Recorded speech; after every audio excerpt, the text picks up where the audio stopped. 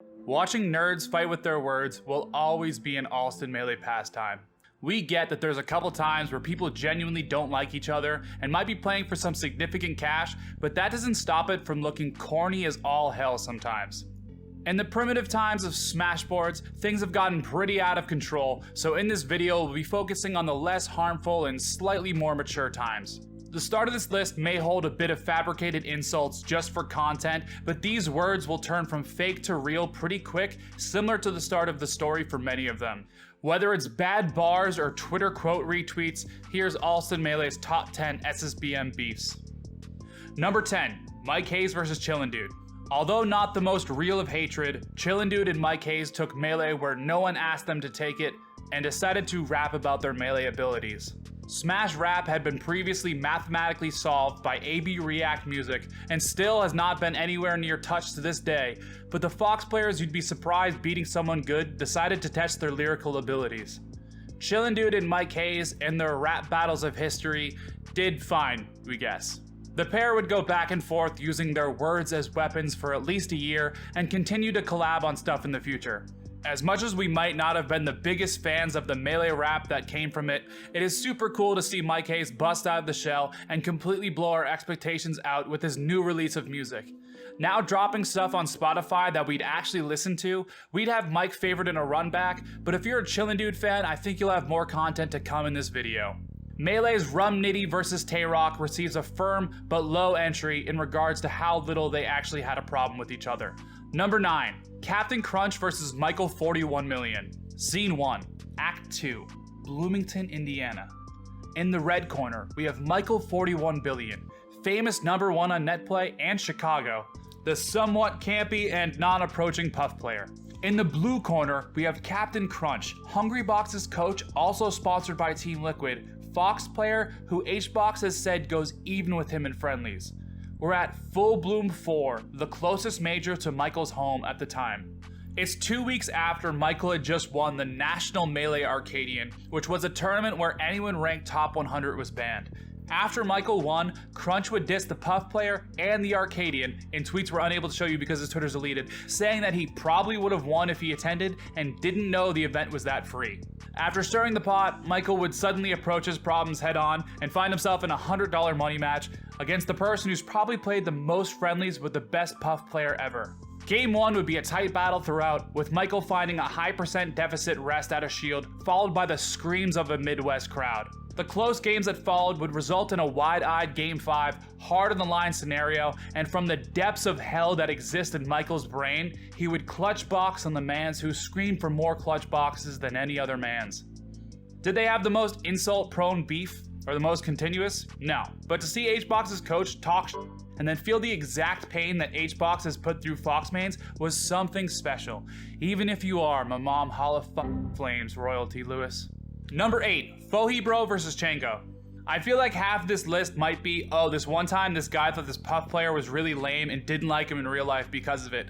And for this entry, FoheBro will be playing the part of dude who thought the Puff player was lame. Okay, we're not gonna pretend like we know the full extent of both these players' backstories, and honestly, we're pretty sure we never heard of either of them until they showed how much they hated each other through their gameplay. But the fact that we heard about these players because of their beef has gotta mean something for this entry. When FoheBro and Chango went up to the Battle of BC3 stage to play for 7th place, we're not sure if they knew the vibe straight off, but by 40 seconds into the best of 5, the tone was set. The full match is over 33 minutes long, has probably 5 minutes worth of time where no one touches their controller, and features all 7 stages of grief. Chango would end up victorious at the end of 5 games, but at what cost? The set would spark a conversation about the stalling rule in Melee's rule set, as there's been a rule in place forever, but it's rarely used and is pretty much up in the air in terms of clarity. We're not sure how much the two have bad blood to this day, but we'd probably sadistically pay Twitch dollars to see a rematch. Number 7, Tien vs Taffo and Toph. Apex's salty tweet were decently filled with make-pretend beefs that had little to do with the players' previous exchanges. Obviously there's the elephant in the room, but other than that there was little validity in the insults thrown, and then there's Tien vs Taffo. Coming from two well-mannered, anime-loving chic players who might even self-identify in the nerd category, not too many people would expect a banger if artificially paired together. But somewhere along the way, feelings were hurt and egos were put up to bat as Tien vs Taffo would set a stout $1,000 for the winner. When the time came for the bout to happen at Apex 2014, we're not sure if it was the build of pressure and hype, but like a first kiss, words that were apparently not fully meant were said, and also like a first kiss, shit got awkward real quick. Whether it's I'm glad this guy works for NASA, because I'm gonna slap his ass to the moon! or Toph screaming to Tien to just quit playing, the 5-1 win for Taffokins felt a bit unsportsmanlike, but I guess you get what you asked for. Friend of the Allston Melee podcast, Tien, owned up to the moment, learned and got better at the game from it, and although the beef between Taffo and Tien is seemingly dead, the thought of a rebirth through Toph versus Tien intrigues us completely. Number 6, Chillin Dude versus Leffen.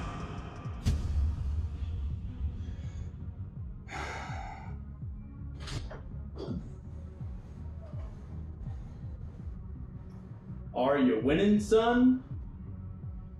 I just don't know how to make this funny. Why don't you just talk about mango? People love mango.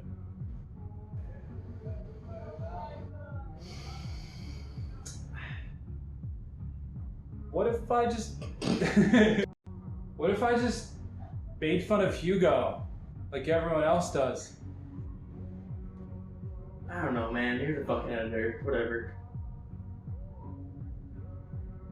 In the only entry where someone got fucked harder than Hugs did against Plup, Leffen vs Chillin Dude is pretty painful to watch on reflection. The lead up to the money match was filled with actual beef and insults made to hurt, and would birth the only melee diss track to have considered gone really viral, Respect Your Elders by Chillin Dude. Prior to the rap, Chillin would throw words at Leffen via this video's favorite website, twitter.com. Saying that Leffen was trash at Fox Dittos and was down to take his money at Apex, the location of the fight was set in advance like Rishi's Jungle Jam. Some people thought Chillin had at least a shred of hope, and that shred would be melted harder and harder throughout the first of 5. There is no easy way to say it, Chillin would get absolutely washed by the person being called a Godslayer at the time. After being gameplay-wise embarrassed and suddenly facing a screaming crowd and a Bobby Scar Newman, Chillin would utter the lovable "My B" quote in reference to his performance. Regardless of your opinion of the scuffle prior, Chillin minimized any regret with an unintentional charming-ass quote. After being stripped of his consistent neutral fox color for a couple years, Leffen and Chillin would patch it up while letting Chillin back to his OG color. Even after throwing slander that had truth in his words, Leffen and Chillin would at least become acquaintances, and Chillin hasn't barked up that tree ever since. Number 5, Leffen versus that one Smash 4 guy. I don't know. This ultimate guy like dissed melee players or something, and then everyone was like, wow, you're really stupid, and then Leffen beat him at Smash 4. I don't really care, but we kind of had to put it here. Number 4, Armada versus Leffen. Armada versus Leffen not only tore apart the two best players in Europe, but also the people playing Melee in the regions where those players metaphorically reigned over. From the start, the two were always cordial with each other, but on a bad day, you could sometimes see the disconnect forming. Whether Leffen has had 1,000 Twitter followers or 100,000 Twitter followers, he's always been the personality that Leffen is, and somewhere through the journey, Armada had had enough. On February 9th, 2013, through a 9-point Smashboards post accompanied by a folder with a classic name, Armada formally banned Leffen from attending European events. The ban consisted of a year-long suspension, mostly because of Leffen's prior toxic actions and inability to help create a welcoming scene. On top of the suspension from all noteworthy EU events, they also included that Leffen would have to publicly apologize and somehow show that he was actually remorseful for his actions. Leffen would be pretty taken aback by the post, as the months prior, he and Armada had seemingly more than a decent relationship, with Leffen usually being the person by Armada's side in tournament during the Apex coaching era. Although the suspension might be where most zone in, we didn't put these two players here because of how toxic Leffen was in his teenage years. Leffen would attend 3 tournaments in the US during his time of suspension and have a bit of a rough time at all of them. Going on to owning up to his actions and admit that he wasn't doing his best part of creating a better scene, he would still very much disagree with how the events played out. After being evidence.zipped, feeling a bit stabbed in the back, and trying to learn from his actions while coming back to tournaments, more than just toxic actions were changed from Leffen's side. While Leffen did his best to shed his previous tone, he also did a pretty good job at foregoing his previous tournament records as well, while initially not pretending to be friendly with the person he once considered a teammate. Leffen's return, which was previously plagued with a loss to Matt.Zeb, would be a success story that Red Bull would make a documentary detailing. The previous title Leffen had of Godslayer wasn't just a fluke, and by a few months after returning, Leffen would be solidly in the 6th spot and the only person below Armada and Hungrybox in the year after. Leffen and Armada's relationship would be patched up and be more than friendly after a rocky restart, and the two would frequently feature on each other's streams to play friendlies. Armada has previously talked about how much he respects Leffen's ability to change and grow, and while Leffen still has distaste for the way stuff happened, these two are probably the closest thing to friends out of any of the entries on our top 4 here. And for that, because this is a bit more of a rivalry than a beef, Leffen vs Armada takes our 4th spot. Number 3, Mango vs Hungrybox. There used to be a time where we honestly weren't sure if Mango and Hitbox were going to shake hands at the end of their sets because of the genuine disdain that they had for each other. Dating all the way back to the days of Puff Dittos, even the pre-esports era, these two players at the top of their class did not get along. This wasn't like some of the previous beefs where it was mostly about who is better at the game, but seemingly a complete disagreement on sportsmanship from both ends. On Mango's side, playing against Hungrybox was literally the least amount of fun he could be having in tournament, thought that the way Hitbox was playing was bad for the game, and was down to be outspoken about it. From Hitbox's side, he was playing the way he wanted to, was clearly becoming a top player that should be respected, and did not feel the hate directed towards him was warranted in any measure. If you want to watch someone do a bad narrative on the beef, you can go watch Mango's documentary episode, but regardless of which side you stand on, there was clearly a decent amount of time where the two did not get along. Time would go on, and more to the in-game arguments and gameplay disagreements become real-life ones. Whether it's Hitbox wearing sunglasses to Evo to look and react to people's controllers, or Mango's Reddit AMA turning into the song Toxicity by System of a Down, neither side was backing down, and the last thing either side wanted to do was lose to the other. As time passed and dynamics of the top echelon changed, so did Mango and Hitbox's relationship. You probably won't see them doing a YouTube collab anytime soon, but the Twitch chats of both players' streams probably take the beef more seriously than the players do now. With their tournament sets recently being more interesting than ever to watch, and an uncertainty in who will win, the in and out of game respect that was lost prior is now present in their current bouts, and we will always expect a handshake nowadays. For having a clear moral misalignment and a real animosity at the top level, Hitbox vs Mango is a solid chunk above anything below it. And speaking of two top players hating each other, number 2, Leffen vs Hitbox. The top of this list was pretty hard to determine what goes where aside from the one after this, but we do all hold the top beefs in a similar regard. That said, Leffen vs Hitbox is the most current and still happening beef on this list, which honestly makes this a little awkward, but we press on. We'll start where we end with most entries with this one, at Apex 2014 Salty Suite. So Hungrybox, that was 3-1. I feel convinced. How do you feel? I feel pretty wonderful. I'm playing really well, and I think it's going to be a good preview of what's in store tomorrow. It wasn't. Oh! And then Leffen jumps out of his chair! At the beginning, even throughout a Salty Suite fight, there was clearly a level of respect for each other, with Leffen even defending Hitbox multiple times on the website where he would... Never mind. By early 2015, with the record now being 2-1 in Leffen's favor after Big House, at some point the tone kinda shifted. At Sandstorm, Hungrybox would win, followed by an immense pop-off and an uncensored scream into a PG-13 stream that could have put a vibe out to Leffen. Around this time would be where the conversations of rankings would at least help in the deterioration of holding each other in a high regard. Leffen would argue about why he should be seated above Hungrybox and others through a set of 3 to 8 plus tweets about once a week, and Hungrybox would cheer on and take selfies of the people who upset and beat Leffen in bracket. By 2017, with Leffen already having his visa taken away and reinstated, Leffen would continue to post 6-part arguments about why he's better than Hitbox, but now also heavily laying on the statements that Hitbox is killing Melee. And then at some point, it completely changed from playstyles and ledge limits to I hate Hungrybox, straight up, done pretending. Leffen released a YouTube video detailing some of the reasons why he doesn't like Hungrybox for all of Smash Twitter to openly reply to. The video, with Hitbox as the devil for the thumbnail, would be later met with a Genesis set that, you just watch it. Although later the problems would recalibrate back to issues about gameplay, bad DI, and how broken Puff is, the tension is still in the air, and this shit is still cooking like the Burger King on Brighton Ave. We're not sure if and when it will die down, but it is fair to say that this is probably the most active clash in the Melee scene right now. If you're gonna make a Salty Suite card in 2021, this one's gotta be at the top of the card. And number 1, Hitbox vs Box. In a classic Allston Melee top 10 twist, an entry you might not have been expected takes our number 1 slot because we believe this is the most bad blood and real shit that Melee Beefs have ever gotten in modern times. In early 2017, a video titled Smashbox-Kickstarter was posted by Hitbox, a company who had been making pad controllers for the FGC since 2011. The Kickstarter was the idea of providing Melee and other GameCube-style games with the pad-style controller with no stick involved, designed specifically with the controller's actions and the player's hands in mind. The fundraiser would eventually gather up 250 backers and close to 70 grand pledged. Immediately, Hitbox creator Dustin Huffer would get to work on board Gravy, a Falcon man a part of 20GX Squad, to be one of the main forces behind testing. As the process for building the internals of the Smashbox began, the process of rebuilding the internals was happening in a different way for someone else.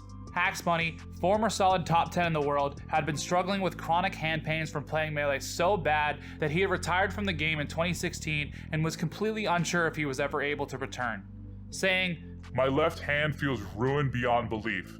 That said, if there's a fix out there, I'll do it."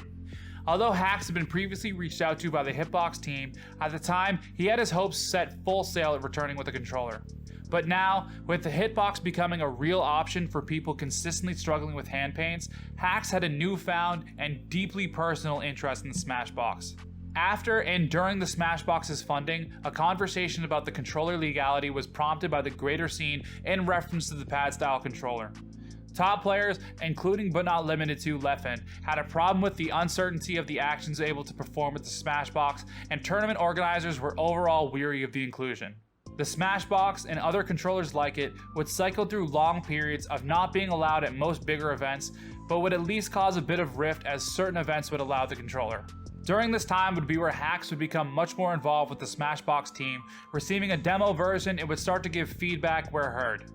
Hax was no doubt excited for the possibility of being able to return, but he certainly had some issues early on with the current version of the Smashbox.